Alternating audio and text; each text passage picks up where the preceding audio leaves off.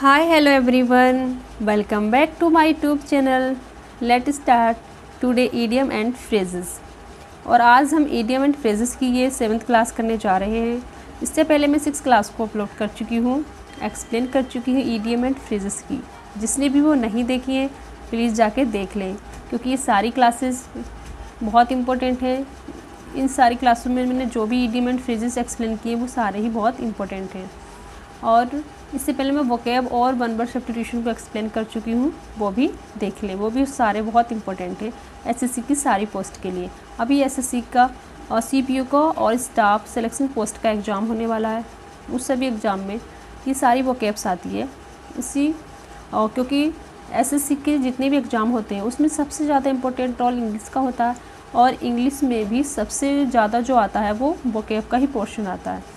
इसलिए वोकैब को अच्छे से अच्छा पढ़े, ज़्यादा से ज़्यादा रिवाइज करें और जितना हो सके उतना मतलब वोकैब को लर्न करने की कोशिश करें। चलिए बिना किसी देरी के स्टार्ट करते हैं हम अपनी आज की क्लास। आज का जो फर्स्ट इडियम एंड फ्रेजेस है hole and corner policy. Hole and corner policy क्या होता है? सीक्रेट पॉलिसी, मतलब कोई जो गुप्त नीति होती है, मतलब किसी को पता नहीं चलता क्या पॉलिसी लोगों की चलती है, वो उस चीज़ को सीक्रेट रखते हैं और फिर जब मतलब गुप्त तरीके से लागू भी कर देते हैं और लोगों को पता भी नहीं चलता, तो ऐसी पॉलिसी को कहते हैं hole and corner policy. Next है hue and cry. Hue and cry होता है any loud public outcry. Any loud public outcry जो होता है उसको बोलते हैं ह्यू एंड क्राई, मतलब हो हल्ला होना। पब्लिक में जो भी बहुत ज़्यादा एकदम से शोर शराबा हो जाता है किसी भी चीज़ को, किसी भी रीजन से, है ना, तो उसको बोलते हैं ह्यू एंड क्राई। नेक्स्ट है हश मनी। हश मनी होता है money given to someone to keep something secret, मतलब किसी भी चीज़ को या बात को सीक्रेट रखने के लिए, गुप्त रखने के लिए जो दिए जाने वाला पैसा है कि मैं ठीक है, मैं तुम्हें ये पैसा दे रहा हूँ, तुम ना ये अपनी बात कभी किसी को बताना नहीं मेरे बारे में। ये किसी भी चीज़ के बारे में लोगों को पैसे देकर उनके कहते हैं मुँह जो बंद करा दिया जाता है, चुप करा दिया जाता है, तो उसको बोलते हैं हश मनी। हश मनी क्या हो गया? किसी भी व्यक्ति को पैसे देकर चुप कराने को या सीक्रेट रखने को बोलेंगे हम हश मनी। नेक्स्ट है इन अ नट सेल। इन अ नट सेल होता है इन वेरी ब्रीफ फॉर्म, मतलब बहुत ही संक्षेप में कोई चीज़ होती है तो उसको बोलेंगे हम इन अ नट सेल, संक्षेप में। किसी भी चीज़ को बहुत ब्रीफली एक्सप्लेन करते हैं और शॉर्ट मतलब एक्सप्लेनेशन होता है उसको शॉर्ट में करने के लिए हम बोलेंगे इन अ नटशेल, मतलब इसको शॉर्ट कर दो या संक्षिप्त में कर दो तो उसको बोलेंगे इन अ नटशेल। नेक्स्ट है in black and white. In black and white होता है इन प्रिंटेड और रिटन फॉर्म। कुछ भी चीज़ जो रिटन होती है या प्रिंटेड होती है उसको बोलते हैं black and white. Black and white क्या हो गया? रिटन फॉर्म में। इन फुल स्विंग। इन फुल स्विंग होता है at the height of activity, मतलब पूरे जोरों पर। कुछ भी चीज़ हम पूरे फुल ऑफ जोश से करते हैं, मतलब ऐसी चीज़ जो कि अपना पूरा एफर्ट लगाते हैं, पूरे फुल प्रयास से प्रैक्टिस से करते हैं, तो उसको बोलते हैं in full swing. Now I do this by in full swing. Next है in the blues. In the blues होता है इन डम्प्स डिप्रेस्ड, मतलब दुख या संताप में होने को बोलेंगे in the blues. In the blues होता है दुख में या संताप में होना, डिप्रेशन में होना। इन the long run. In the long run होता है अल्टीमेटली, मतलब अंत में, अंत तक कोई चीज़ जब हमारी फुलफिल हो जाती है, हो जाता है कुछ, तो हम बोलते हैं अल्टीमेटली आई गेट सक्सेस, या ultimately it is fulfil, ultimately now we are at our home, के फाइनली हम अपने घर पर हैं। तो सब हम जब ऐसे अंत अल्टीमेटली बोलते हैं तो उसको बोलेंगे हम in the long run. In the long run we are at our home. In the long run क्या हो गया? अंततः। In the nick of time. In the nick of time होता है at the last possible moment. At the last possible moment मतलब जो time के अंतिम क्षणों पर ठीक समय पर कुछ चीज़ हो जाए तो हम कहेंगे in the nick of time. जैसे कि अचानक से कोई इतनी प्रैक्टिस कर रहा है ना, इतनी प्रैक्टिस करते करते किसी भी चीज़ के लिए वो मतलब उसका ऐसा पॉइंट आ गया कि वो या तो फिर वो इतना हतोत्साहित हो जाता है कि फिर वो कुछ कर ही नहीं सकता या फिर कुछ हो जाए, तो कहते हैं कि वाह क्या किस टाइम पे उसको सक्सेस मिली है, बिल्कुल इसका पिक टाइम निक टाइम था, अगर ऐसा नहीं होता तो पता नहीं क्या हो जाता है ना। और किसी को भी होता है कि कभी कभी किसी को बिल्कुल सही टाइम पे कोई चीज़ सक्सेस मिल जाए, है ना, तो उसको बोलते हैं in the nick of time, कि ये है I get this my nick of time, कि मैंने ये अपने ठीक समय पर प्राप्त कर लिया।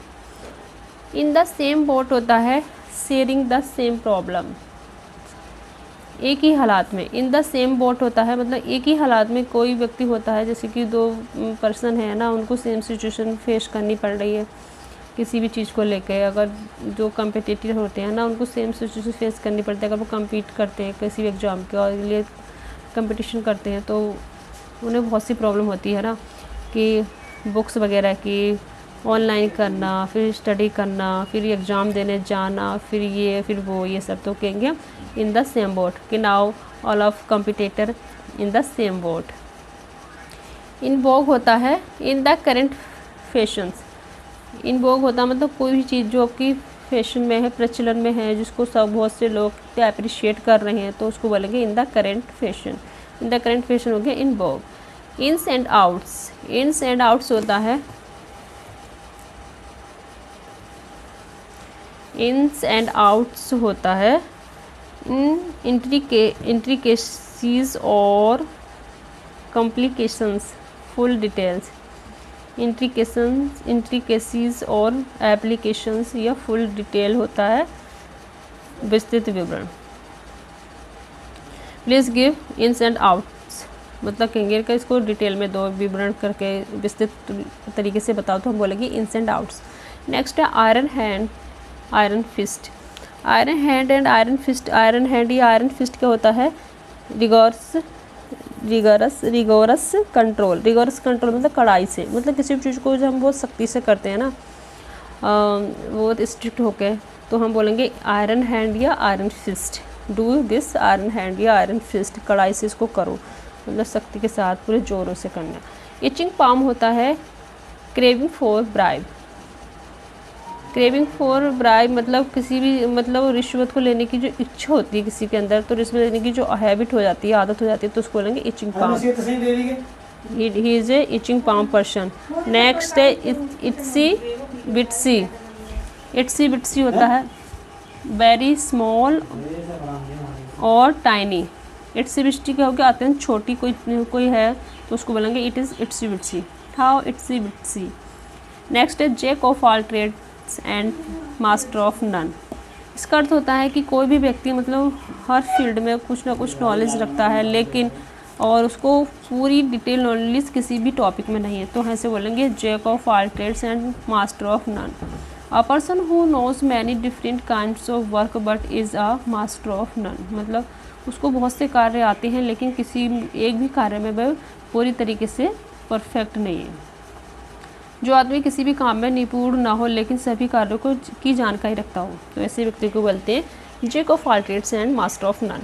नेक्स्ट है जेल बर्ड। जेल बर्ड होता है जो जेल में हो या पहले रह चुका हो, मतलब ऐसा व्यक्ति जिसने जो जेल गया हो, या फिर अभी या रिसेंट में गया है, या फिर पहले जा चुका, उसको बोलेंगे jail bird. A person who is और has been confined to jail.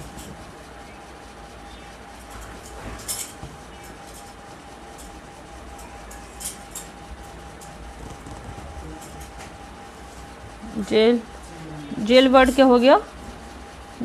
जो जेल में हो या पहले रह चुका, उसको बोलेंगे जेल वर्ड। जॉन्डिस्ड आई होता है पक्षपातपूर्ण दृष्टिकोण। To look at something with are prejudiced views, मतलब कोई भी व्यक्ति जब किसी एक ही पक्ष को अप्रिशिएट करता है, उसके फेवर में रहता है किसी भी एक साइड के, तो फिर प्रेजुडिस साइड व्यू से मतलब पक्षपातपूर्ण दृष्टिकोण से देखता है, उसको बोलते हैं पक्षपातपूर्ण दृष्टिकोण, जॉन्डिस्ड आई। झूठा किस होता है? False love. झूठा किस बोलते हैं? फॉल्स लव, झूठा प्यार। नेक्स्ट है jump to a conclusion. Jump to a conclusion होता है to come to a conclusion, मतलब किसी निष्कर्ष बिना सोचे समझे नतीजे पर पहुंच जाना। प्रीमैच्योरली मतलब to come to a conclusion prematurely, मतलब बिना किसी सोचे समझे जाने और किसी भी निष्कर्ष से पहुंच जाने को बोलेंगे जंप टू अ कंक्लूजन। मतलब हम किसी भी चीज़ पे बहुत अच्छे से सोच विचार करते नहीं और एकदम से निष्कर्ष निकालते कि ठीक है ये ऐसा हो गया और ये ऐसा होगा, और जबकि हमें डिटेल में किसी भी चीज़ के बारे में एनालाइज करना होता है तब जाके हम किसी कंक्लूजन पे पहुंचते हैं, और विदा किसी थिंकिंग के हम कंक्लूजन पहुंच जाते हैं तो वहाँ पे बोलेंगे हम jump to a conclusion. Next है कंगारू कोर्ट। कंगारू कोर्ट होता है एन इलीगल कोर्ट, गैर कानूनी न्यायालय जो होता है उसको बोलते हैं कंगारू। कंगारू क्या है ये, गैर कानूनी न्यायालय मतलब kangaroo court. Next keep one's cards close to one's chest. Keep one's cards close to one's chest था हाइडिंग समथिंग, किसी बात को छिपाना। Keep one's cards close to one's chest, to one's card close to one's chest, मतलब ये simple, अगर ये आएगा आपके एग्जाम में तो आप इसे डेफिनेटली मतलब आइडेंटिफाई कर लोगे क्योंकि ये सिंपल है। Keep one's cards close to one's chest hiding something. Next है keep one's fingers crosses. Crosses होता है टू वेट एक्सपेक्टेंटली, किसी अच्छी घटना के होने की कामना करना। कीप वंस फिंगर्स क्रॉसेस माने होता है किसी अच्छी घटना के होने की कामना करने को बोलेंगे keep one's fingers crosses. Next है keep one's word. Keep one's word होता है टू कीप वंस प्रॉमिस, प्रतिज्ञा पूरी करने को बोलेंगे कीप वंस वर्ड्स। नेक्स्ट है keep the bell rolling, to maintain the progress of a project और plan. To maintain the progress of a project और प्लान को बोलेंगे हम कीप द बॉल रोलिंग होता है जारी रखना।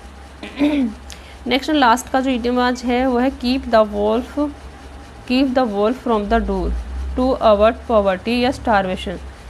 क्या होता है, दरिद्रता या गरीबी से संघर्ष करने को बोलेंगे हम keep the wolf from the door, to avoid poverty या स्टारवेशन, दरिद्रता या गरीबी से संघर्ष करना।